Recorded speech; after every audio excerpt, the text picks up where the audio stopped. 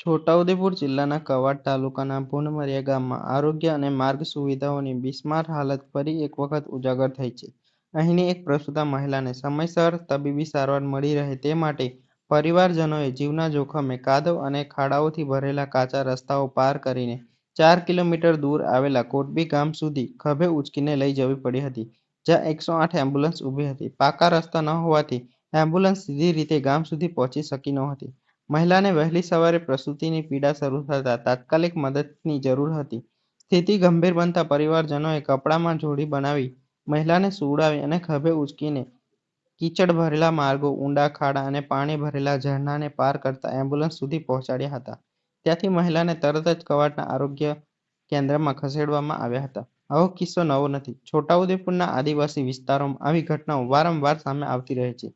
માર્ગ સુવિધાઓના અભાવના કારણે આ વિસ્તારોના નાગરિકો માટે તબીબી સારવાર સુધી પહોંચવું મુશ્કેલ બનતું જાય છે.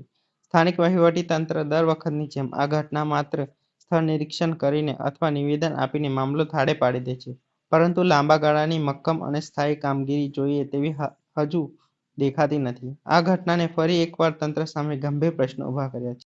સરકારને એમ લાગતો હોય કે આ વિસ્તાર વિકાસથી વંચિત છે, તો હવે આ વિસ્તાર ઉપર થોડું ધ્યાન આપો. ધારાસભ્ય શ્રી જયંતિભાઈ રાઠવા પણ ધ્યાન આપે અને આ વિસ્તારમાં જે પ્રાથમિક સુવિધાઓની આ વિસ્તારના લોકોને જે જરૂર છે એ પ્રાથમિક સુવિધા તમે પ્રોવાઈડ કરો આ વિસ્તારના લોકોને. બરાબર છે.